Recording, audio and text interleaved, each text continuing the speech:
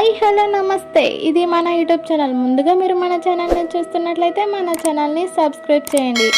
Video మీద కాకుండా audio మీద ఫోకస్ చేయండి. ఇప్పుడు వరకు వీడియోస్ చూసి ఉంటారు కదా, సో మీ కళ్ళు స్ట్రెస్ ఫీల్ అవుతాయి.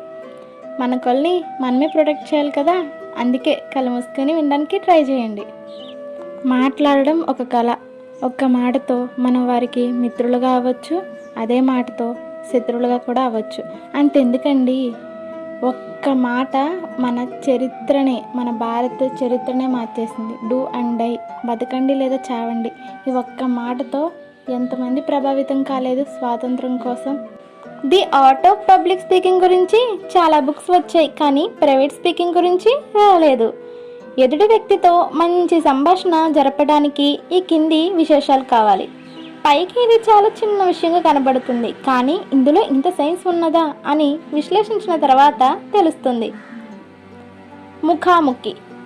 ఎదుటి వారి వైపు కేవలం మొహమే కాకుండా మొత్తం శరీరం తిప్పటం నేను శ్రద్ధగా వింటున్నానన్న భావన కలగజేస్తుంది.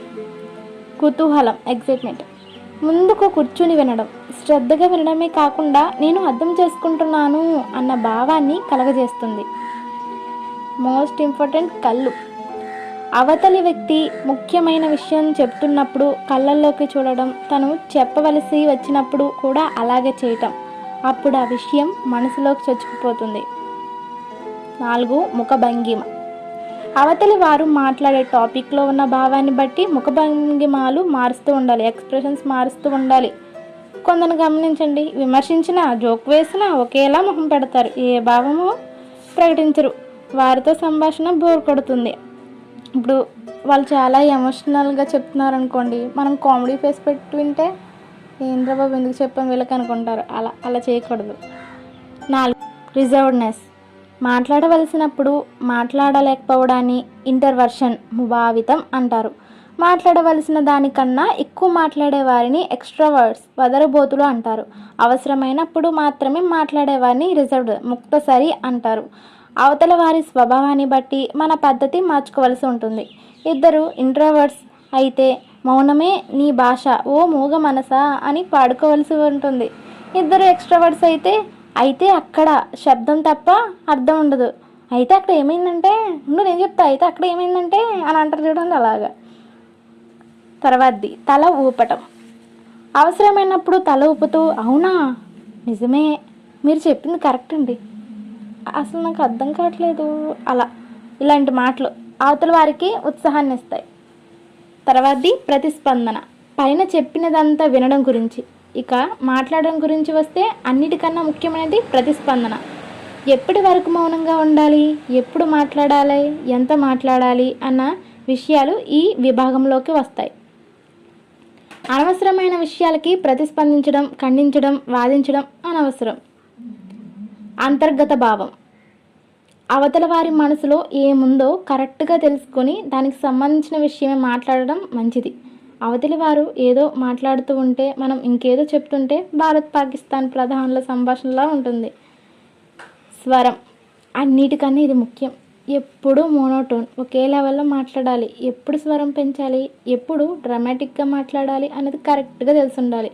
అలాగే వాక్య నిర్మాణం. ఉదాహరణకు, నాకు సరిగ్గా అర్థం కావటం లేదు అన్న వాక్యం మీరు సరిగ్గా చెప్పడం లేదు అన్న దానికన్నా మంచి పదప్రయోగం. తర్వాతది సాంద్రత. ఒక వ్యక్తితో మాట్లాడుతున్నప్పుడు ఎంత సాంద్రతతో మాట్లాడాలి అన్నది 2 విషయాలపై ఆధారపడి ఉంటుంది. అవతలి వ్యక్తి యొక్క విజ్ఞత, అర్హత.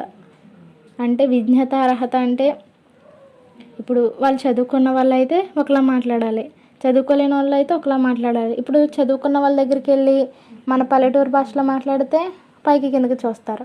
అదే మన పల్లెటూరుల దగ్గరికి వచ్చి మనం చదువుకున్న భాషలో మాట్లాడితే దీనికి చాలా ఎక్కువైంది రోయ్ అని అనుకుంటారు. ఆ విధంగా. 2. విషయం యొక్క ప్రాముఖ్యత. ఉదాహరణకి, పక్కనున్న రైల్వే ప్రయాణికుడు తన భార్యతో తన వైవాహిక జీవిత వైఫల్యం గురించి టైంపాస్గా మాట్లాడడం ప్రారంభిస్తే మనం మనుధర్మశాస్త్రం గురించి చర్చించిన అవసరం లేదు.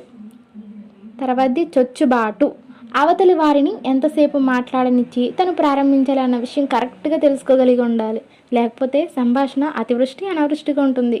సాధారణంగా పార్టీలో ఈ పొరపాటు జరిగి అందరూ ఒకేసారి మాట్లాడేస్తూ ఉంటారు.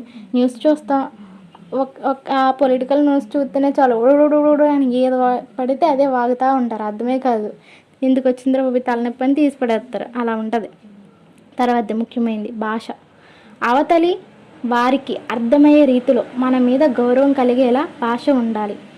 ఈ విధంగా మైండ్ పవర్ అనే బుక్ రాసిన రచయిత చెప్పిన ప్రకారం ఈ స్ట్రాటజీని ఫాలో అవుతే మనం 100% మాట్లాడడంలో సక్సెస్ అవుతాం.